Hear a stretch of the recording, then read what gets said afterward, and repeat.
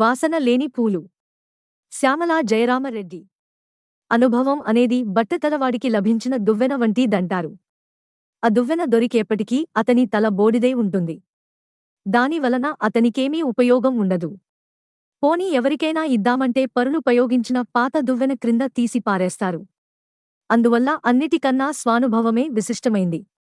కాని జీవితంలో కష్ట నష్టాలనేకం సహించి స్వానుభవం గడించేసరికి దాన్ని సద్వినియోగం చేసుకునే అవకాశంగాని జీవితశేషంగాని ఎవరికీ మిగలదు. రాజు పశ్చిమ గోదావరి జిల్లాలో ఒక సంపన్నుల ఇంట జన్మించాడు.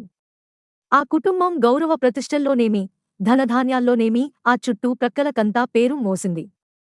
రాజు తండ్రిగారైన సత్యనారాయణగారు సాంఘిక రంగంలోనే కాక రాజకీయ రంగంలో కూడా ప్రసిద్ధికెక్కిన వ్యక్తి. పరోపకార సంస్థల కేన్నిటికో దాత. అనాథుల నేందర్నో చేరదీసి ఆదరించేవాడు. ఆ రోజుల్లో ఆయన మాటకు ఎదురులేదు. అటువంటి వ్యక్తికి ఏకైక పురుష సంతానం రాజు. రాజు బిఎస్. సి. పూర్తి చేయగానే ఎంబీబీఎస్లో సీటు దొరికింది.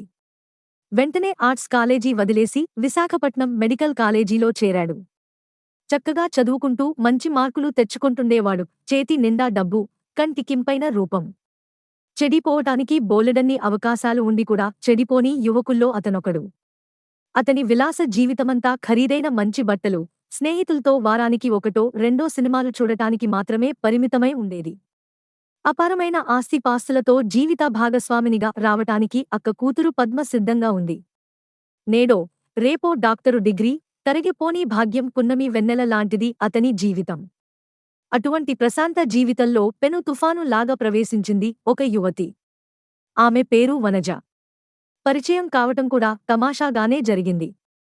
ఒకానొక దుర్దినాన పరధ్యానంగా తల ఉంచుకుని ఏదో ఆలోచిస్తూ నడుస్తున్న రాజు ఎదురుగా వచ్చే యువతిని చూడక వరండా మలుపులో టకీమని ఢీకొన్నాడు.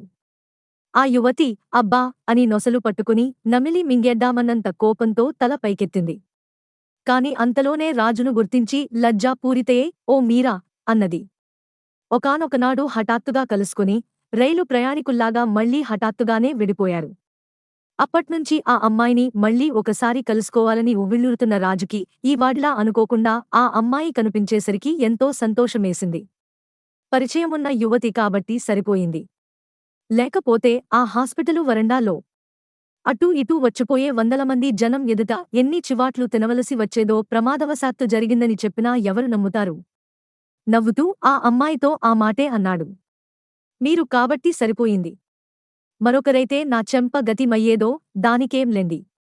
ప్రమాదాలు ఎవరికైనా జరుగుతాయి ఎటూ కావాలని చేస్తే తప్ప అన్నది ఆ అమ్మాయి కోమల స్వరంతో. వెధవ ప్రొద్దున్నే లేచి మా అప్పలరాజుగాడి ముఖం చూశాను. అందువల్లే ఇంత పని జరిగింది. ఇంటికెళ్ళిగాని చెప్పను వాడి పని. అలాగెందుకనుకోవాలి? ఆ అప్పలరాజు ఎవరోగాని అతని ముఖం చూసినందువల్లే మీరన్నట్లు చెంప దెబ్బలు తప్పాయని ఎందుకనుకోకూడదు అన్నది నవ్వుతూ. అది నిజమేననుకోండి. ఇంతకూ కార్యరు పట్టుకేళ్తున్నారో హాస్పిటల్లో బంధువులెవరైనా ఉన్నారా? అవునండి. అక్కయ్యను హాస్పిటల్లో చేర్చం అన్నది. అక్కయ్యా? అంటే ఆ వేళ మీతో పాటు ఎగ్జిబిషన్ కొచ్చినావిడేనా? అవును. ఆవిడే. అయితే మమ్మల్నింకా బాగానే గుర్తుంచుకున్నారన్నమాట. చక్రాల్లాంటి ఆమె కళ్ళు ఆశ్చర్యాన్ని వ్యక్తం చేస్తూ పద్మాలాగా విచ్చుకున్నాయి. నేనే విషయాన్ని అంత త్వరగా మర్చిపోనులెండి. ఇంతకు ఆవిడగారికేం జబ్బు? ఆ అమ్మాయి నవ్వింది. దానిమ్మ గింజల్లాటి తెల్లని పలువరుస తళతళలాడింది. అది తెలుసుకోటానికే ఇక్కడి డాక్టర్ల అంతా 4 రోజుల్నుంచి శ్రమ పడుతున్నారు. ఇక నాకేం తెలుస్తుంది? చెప్పండి అని వెంటనే నాలుక కొరుక్కుంటూ క్షమించండి మీరు డాక్టరేనన్న సంగతి మర్చిపోయాను అన్నది. రాజు కూడా నవ్వకుండా ఉండలేకపోయాడు. ఫర్వాలేదు, నేనింకా డాక్టర్ని కాలేదు. అదీకాక ఇక్కడి డాక్టర్లు శక్తి సామర్థ్యాలు మీరు కరెక్టుగానే గ్రహించారు.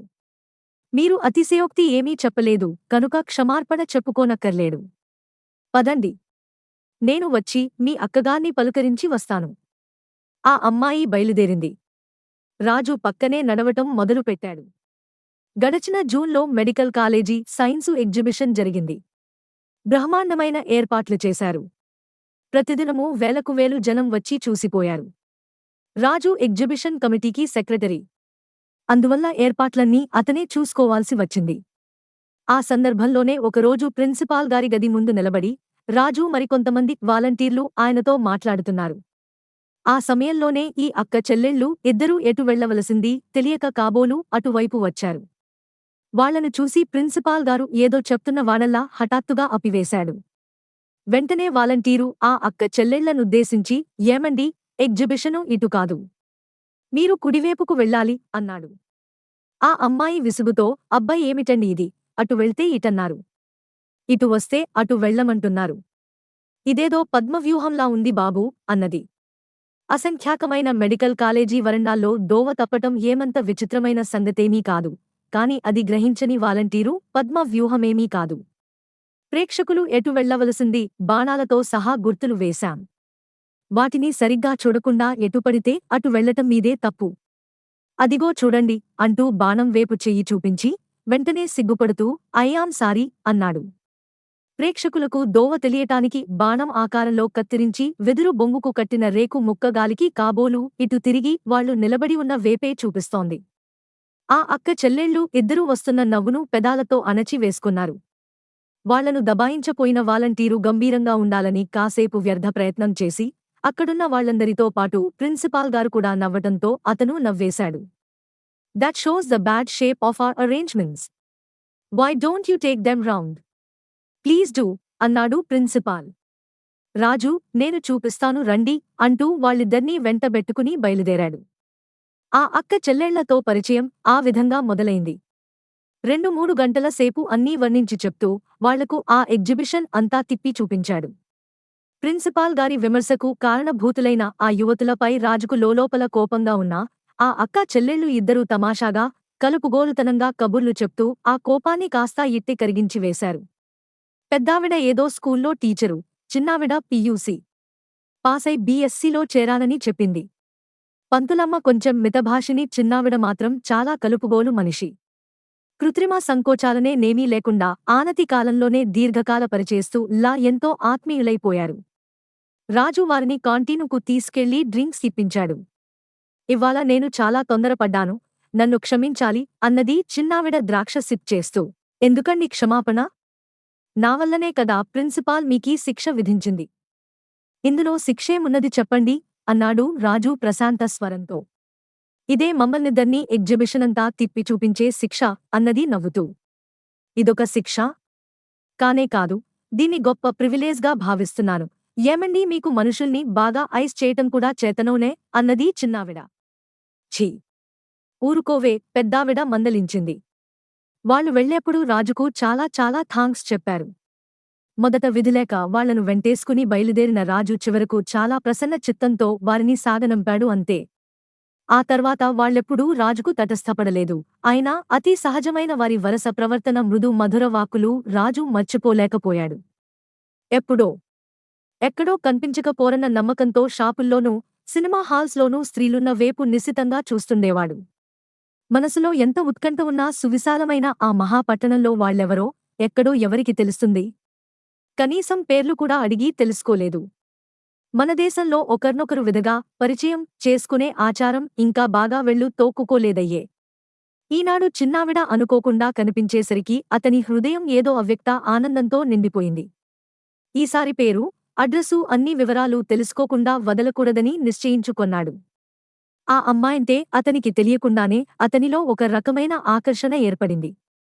పంతులమ్మ గైనిక్ వార్డులో ఉంది. శుష్కించిపోయి మ్లానవదనంతో నున్న ఆవిడ రాజును చూడగానే లేచి కూర్చుని చేతులు రెండూ జోడించి నమస్తే అన్నది నీరస స్వరంతో. రాజు ప్రతి నమస్కారం చేసి నేను గుర్తున్నానా అన్నాడు. ఎంతమాట! ఆ రోజు మమ్మల్ని పద్మవ్యూహంలోంచి బయట పడేయటమే కాకుండా ఎగ్జిబిషనంతా తిప్పి చూపించారు. మిమ్మల్ని మర్చిపోవటమా? కూర్చోండి అన్నది సాదరంగా. మా అక్క కూడా మీలాగే విషయాన్ని అంత త్వరగా మర్చిపోదు చెల్లెలు అంది గ్లాసులో కాఫీ పోసి అక్కకందిస్తూ. ఇప్పుడెలా ఉంది మీకు? రాజు ప్రశ్నించాడు. ఫర్వాలేదు, కొంచెం నెమ్మదిగానే ఉంది, అంతా అబద్ధం. మా అక్క మాటలు నమ్మకండి. తగ్గలేదని చెప్తే ఆపరేషను చేస్తారనే భయంతో అలా చెప్తుంది. రాజుకి ఆమె మాటల్లోని విశేషమేమిటో బోధపడలేదు. అదేమిటి? అన్నాడు. డాక్టర్లు ఆపరేషను చెయ్యాలన్నారు. అక్కేమో వద్దని మొండికేస్తోంది. ఆపరేషను చేయకపోతే జబ్బు తగ్గదట.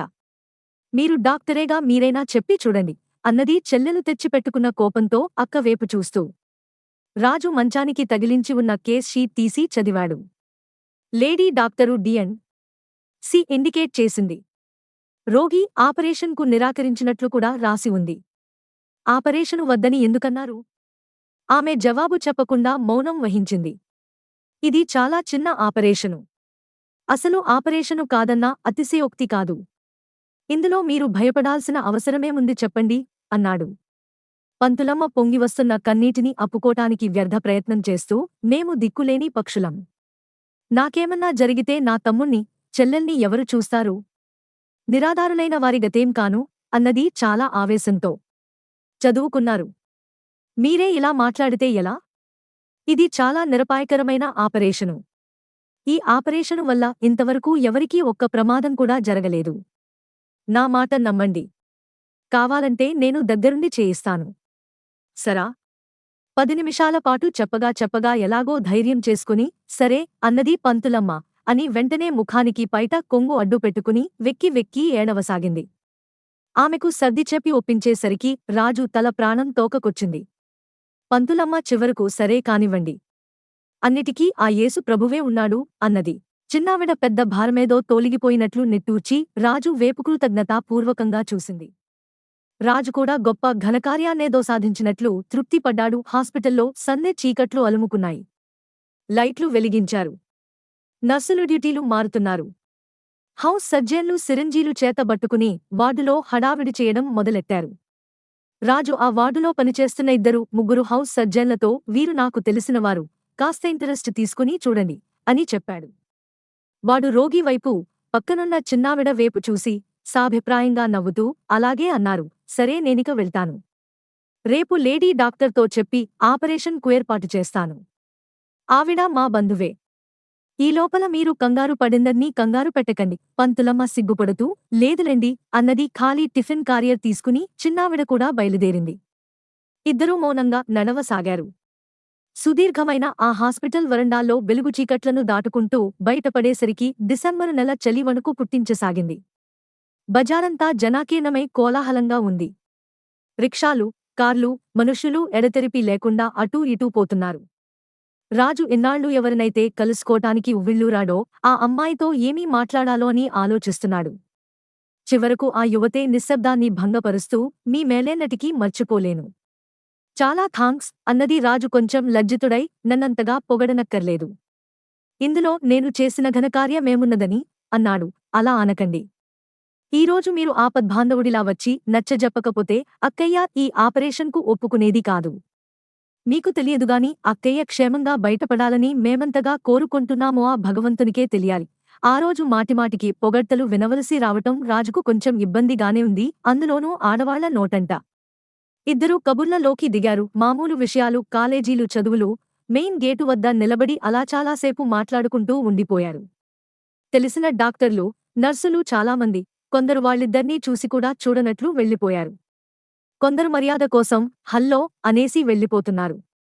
ఒక గడుగ్గాయి నర్సు మాత్రం నిలబడి గుడ్ ఈవెనింగ్ డాక్టర్ అని అదోలా అనేసి మరీ వెళ్ళిపోయింది. రాజుకు ఇక ఆ అమ్మాయితో మాట్లాడుతూ అక్కడ నిలబడటం మంచి పనిగా తోచలేదు. హాస్పిటలు వాతావరణంలో అపోహలు అవలీలగా పుట్టి ఆనతి కాలంలోనే కాయలు పిందేలు వేస్తాయి. కాసేపు మనసులోనే తర్జన భర్జనలు చేసుకోనాక నేను ఆపి లాండ్స్ వెళ్ళాలి. మీరెటువేపు వెళ్తారో చెప్పండి, రిక్షా పిలుస్తాను అన్నాడు. ఆవిడ అంగీకార సూచకంగా తల ఊపి మా ఇల్లు హార్బరుకెళ్లే దోవలో ఉంది. మీరొకసారి తప్పక రావాలి అన్నది. దానికేం లెండి. అలాగే వస్తాను అంటూ ఖాళీ రిక్షా కోసం అటూ ఇటూ చూడసాగాడు. కొంచెం సేపటికి రిక్షా వచ్చింది. ఆ అమ్మాయి ఎక్కి కూర్చుని పాదాల వద్ద చీరే కుచ్చెళ్లను సరిజేసుకుంటూ మార్ధవమైన స్వరంతో మేము పేదవాళ్లం. ఇచ్చిన వాగ్దానం మాత్రం మరువకండం అన్నది. అలాగే, కాని ఇంతవరకు మీ పేరు చెప్పనే లేదు అన్నాడు. రిక్షా కదిలింది. ఆ యువతి ముఖం చాటు చేసుకుని నవ్వుకుంటూ పేరులో ఏముందిలెండి, మనిషిని తెలుసుకున్నారు కదా, చాలు అన్నది. అతడు సమాధానం చెప్పే లోపలే రిక్షా దూరమైపోయింది. స్తబ్దుడై నిలబడిపోయిన రాజుకు ఆ అమ్మాయి వెనుక పరదా తొలగించి తనకేసి చూస్తూ చేయూపటం కనిపించింది.